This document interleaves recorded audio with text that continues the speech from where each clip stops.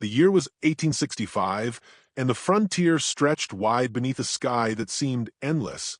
Forests pressed against the rolling plains, and the mountains in the distance cut a jagged line against the horizon. It was a land rich with promise, yet heavy with the threat of violence. Men came west chasing gold, others to escape their pasts, but all carried iron at their sides, for steel was the only law that could be trusted. He rode into town that morning with dust clinging to his boots and the weight of silence around him. His name was known, though not always spoken aloud. He was the man who had never lost, never in a fight, never in a wager of strength, never in the merciless games the wilderness demanded. His arms bore the scars of survival, his shoulders the hardened resolve of someone who had faced wolves, outlaws, and worse. A fur pelt hung across his back, and an axe rested at his hip, its blade dulled and notched but unyielding, like its master. The trading post stood crooked on the edge of the settlement, smoke drifting lazily from its chimney. Inside, men clustered in corners, their voices low, their eyes sharp. The air carried the smell of tobacco and sweat, a blend of tension and habit. He stepped through the door, the wooden floorboards groaning under his weight, and the room shifted. Conversations faltered, tankards paused halfway to lips, and eyes darted toward him. A card game near the bar broke its rhythm. One of the men, broad-shouldered and loud, leaned back in his chair, the scrape of wood against the floor like a challenge. "You're the one they call Iron Hand," he said, his grin wide but without warmth. "They say no man's ever bested you." The reply was silence. The stranger's gaze moved to the bar, ignoring the provocation, but silence was not what the other man wanted. The scrape of steel, leaving its sheath, cracked the air. The challenge was drawn, and there was no turning back. The first shot rang out, deafening in the tight space. Men dove for cover, curses flying. A lantern crashed to the ground, spilling oil, the flames licking at the dirt-streaked boards. The man they called Iron Hand moved fast, his axe flashing in the smoke. He struck low, swift, the flat of the blade shattering a wrist, sending a pistol clattering. Another lunged at him with a knife. The handle of the axe drove into ribs, and the breath was stolen from man's chest. It was over almost as soon as it began. Two men groaned on the floor, one clutching his hand, the other gasping for air. The room was silent again, except for the crackle of a flame quickly stamped out. Iron Hand stood still, chest heaving, his eyes cold and unyielding. He had won as he always did, and then he saw her. She stood near the doorway, half hidden behind the older man who ran the post. Her dress was simple, a deep green that matched the forest beyond the settlement, her hair drawn back with plain restraint. She was not trembling, though her hands were clasped before her tightly enough to turn the knuckles pale. Her eyes held his, steady, searching, but not with fear. There was something else there, something he could not name, but felt like a blade pressing at the armor he had spent a lifetime forging. The old man cleared his throat, breaking the silence. "Enough blood for one morning," he muttered, voice gravelly with years. He reached for the pouch on the counter and pressed it into Iron Hand's callous palm. "For the pelts. You'll take your coin and your leave."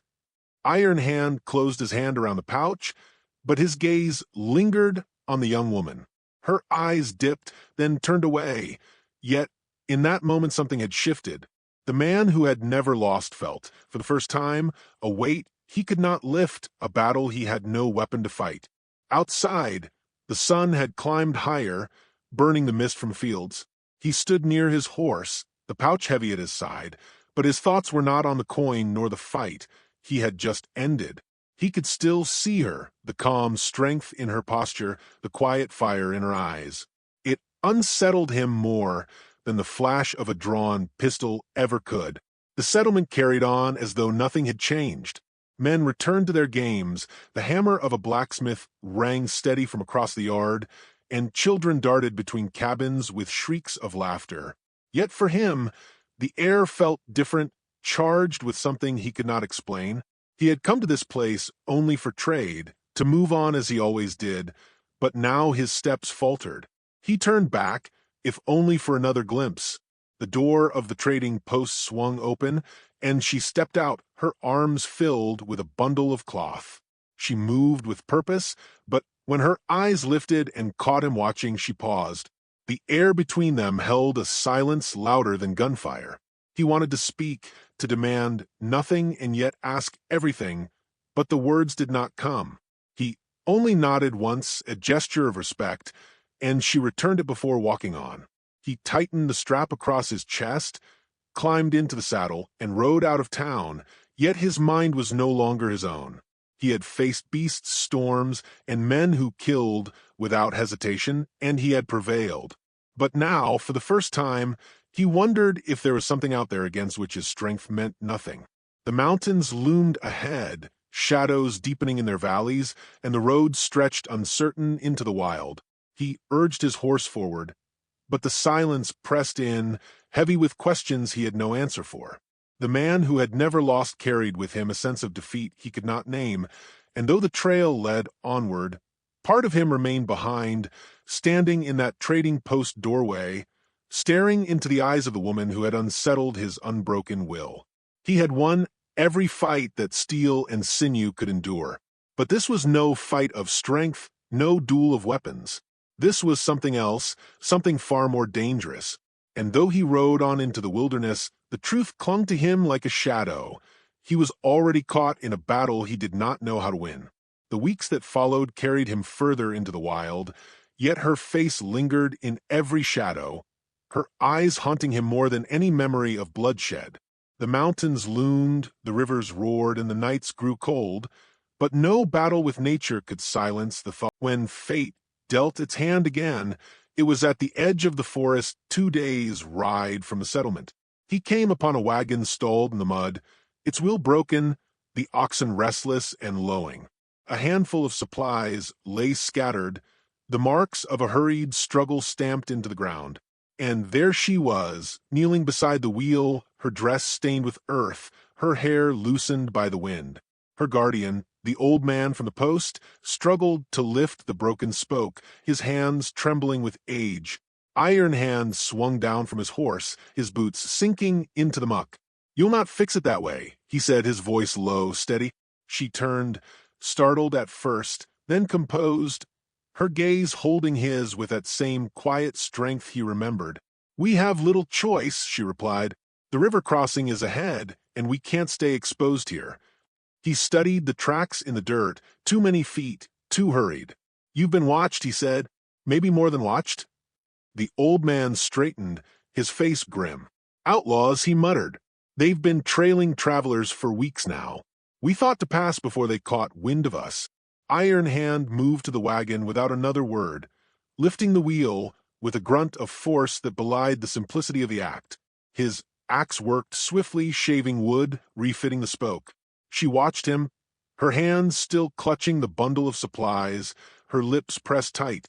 He could feel her eyes on him, weighing more than words could. By sundown, the wagon rolled again, the oxen pulling it across uneven ground. He rode beside them, silent but alert. The forest pressed close, its shadows long and restless. Every crack of branch, every rustle of leaves made his hand twitch toward the axe. She rode atop the wagon, the fading light painting her face in fire and gold. For the first time, he realized he was not guarding strangers. He was bound to them, whether he chose it or not. The first attack came swift. 3 riders burst from the tree line, rifles flashing, horses screaming through the dusk.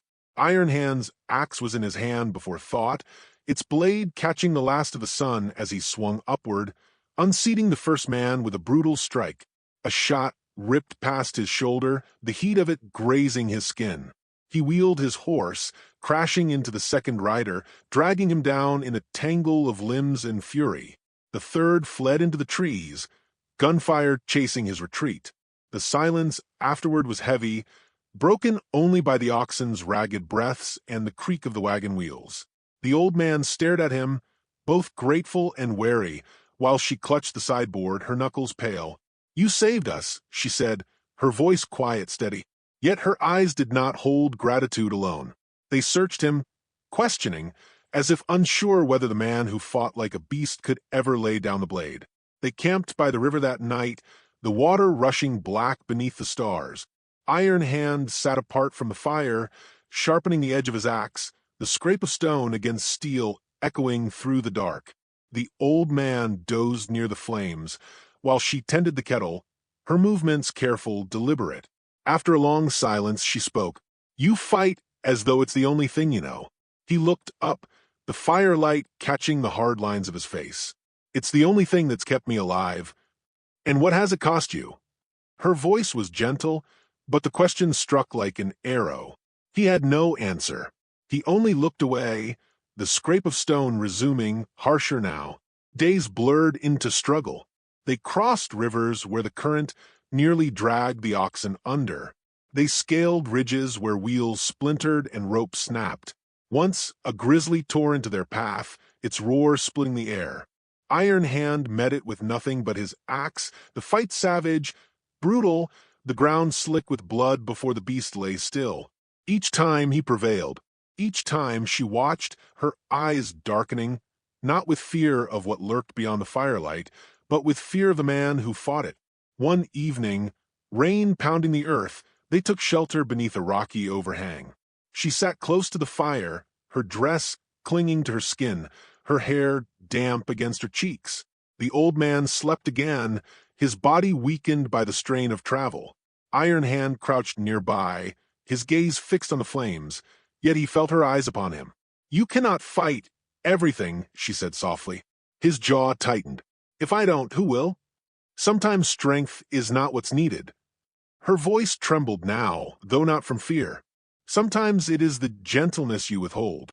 He turned to her then, the fire casting shadows across his scarred face. For the first time, he felt the truth of her words, though he could not speak it. The silence stretched, heavy with what neither dared confess. The storm passed, but the rift remained.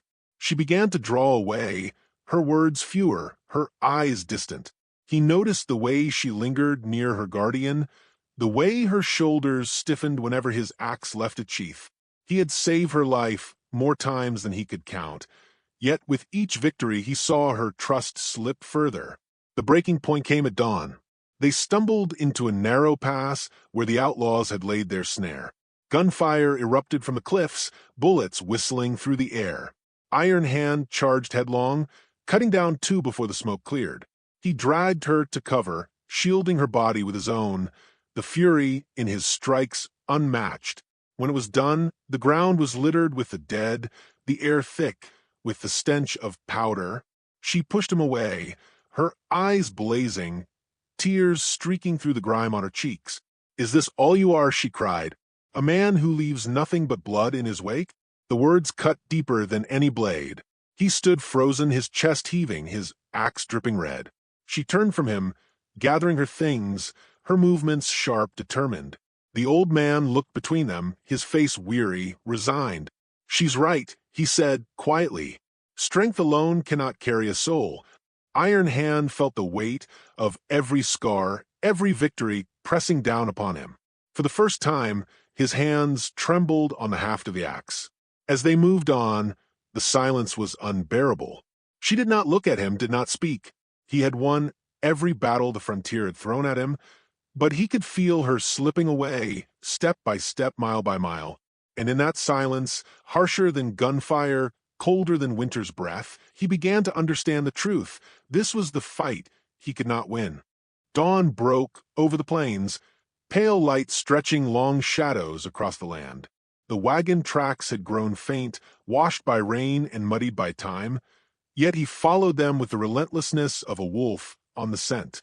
Days had passed since she turned from him, her silence a blade sharper than any knife, her eyes refusing to meet his own. Still he pressed on. For all his scars, for all his battles, he was unprepared for the emptiness her absence carved into him. He had fought men, beasts, storms, but this hollow gnawing in his chest was unlike anything the frontier had ever thrown at him. The forest thinned into rocky gullies, the sound of rushing water growing louder with each step. The river crossing lay ahead, and with it danger. Tracks told the tale, hoof prints dug deep into the earth, too many to be hers and her guardians alone. Outlaws! He quickened his pace, the axe heavy in his hand, his breath hard against the morning chill. He found them near the bend, penned in by the river's edge. The old man was on his knees, his face bruised and bloodied, while she stood beside him, her wrists bound, her dress torn from the struggle. 5 riders circled like vultures, rifles gleaming in the sun. Their leader dismounted, tall and lean, his smile crooked and cruel. "You've led us a fine chase," the outlaw drawled, tipping his hat. "That wagon of yours will fetch a good price, and the girl, well, she'll fetch even more." His laughter rolled across the riverbank, echoed by his men. Iron Hand stepped from the brush, his boots sinking into the wet earth. The riders turned, rifles snapping to aim, but his eyes were only for her. For a fleeting moment their gazes locked, and he saw no fear there, only sorrow, deep and unyielding, as if she already knew how this would end. "Let them go," Iron Hand said, voice flat, steady as stone. The outlaw's grin widened. "And who's going to make me?" The first shot split the air. Iron Hand moved like the storm, his axe flashing, his body a wall of fury. He closed the distance before the smoke cleared, the blade burying itself in the outlaw's chest with a sickening crunch. The man toppled backward, shock etched across his dying face. Chaos erupted. Gunfire roared, horses screamed. Men shouted curses into the wind. Iron Hand fought like a man possessed. He tore one from the saddle, the axe shattering bone, blood spraying across the rocks. Another lunged with a knife. Iron Hand twisted, slammed the hilt of his weapon into the man's temple, sending him sprawling lifeless to the mud. A bullet grazed his arm, searing flesh, but he did not falter. She screamed his name, her voice breaking through the thunder of violence. He turned in time to see the last rider seize her, dragging her toward the horse. Rage ignited, blinding and absolute. He charged, his axe swinging in a wide arc that cleaved through man and beast alike. The rider fell, the horse collapsing beneath him, and she stumbled free, breathless, trembling. Silence fell at last. The river roared on, but the air was heavy with the stench of blood and smoke. Bodies lay scattered across the bank, broken and still. Iron Hand stood in the midst of it, chest heaving, axe dripping red. His eyes sought hers, desperate, pleading for something he could not name. She looked at him, and for a moment he believed he had won. He had saved her, defeated every foe, carved a path through death itself to stand before her. But the sorrow in her gaze did not lift. She stepped back, her bound hands trembling as she whispered, "You don't see it, do you? Every time you fight, a piece of you dies. And now there's nothing left but blood." He shook his head, words choking in his throat. "I did this for you. To keep you safe." "To keep me safe?" Her voice broke, louder now, fierce with grief. "You think safety is found in slaughter? That a heart can be guarded by an axe? Look at them." She gestured to the dead, her eyes burning. "Everywhere you go, the ground drinks red. And I cannot live in the shadow of death." The old man rose weakly behind her, his arm draped across his ribs, his eyes heavy with resignation. "She's right," he rasped. "You've never lost a fight, boy, but winning has cost you more than losing ever could." The words struck like a hammer. For the first time, Iron Hand felt the weight of it all, the bodies left behind, the empty victories, the hollowness that no triumph could fill. His axe slipped from his grasp, thudding into the mud. His hands, scarred and unyielding, trembled. She stepped forward, close enough that he could see the tears glistening on her cheeks. Her voice softened, breaking. "I wanted to believe you could be more than this. But I see now, you can't lay down the fight, even when the battle is over. And I cannot bind myself to a man forever chasing war." Her words tore him open. He wanted to beg, to plead, to promise he could change. But the truth silenced him, heavy and merciless. She turned, guiding her guardian toward the wagon, leaving him standing alone amidst the ruin of his victory. He watched her walk away, each step stealing breath from his chest. The sky darkened with gathering clouds, the river roared, and the wind carried the smell of smoke and death. He had won as he always did, Every fight, every clash, every storm, he had endured them all. But now, as her figure faded into the distance, he knew this was the battle he could never claim. The axe lay at his feet, a relic of a man who believed strength was enough. He did not reach for it. For the first time, he felt the crushing weight of defeat, not of body, but of soul, and it hollowed him more than any wound ever could. Night came fast, draping the land in shadow.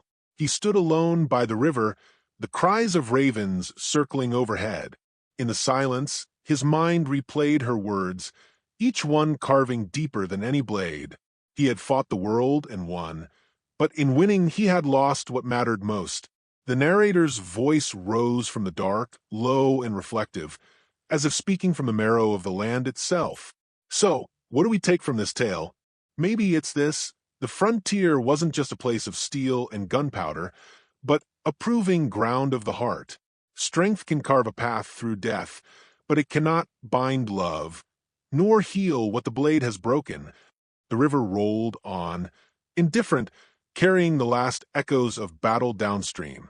The man called Iron Hand stood in its shadow, a figure unbowed yet undone, victorious yet utterly defeated, and the voice lingered, a final call to the listener. If this story moved you, don't forget to like, subscribe, and share your thoughts in the comments. For every man's tale, like the frontier, is a test, and some battles, no matter how hard you fight, cannot be won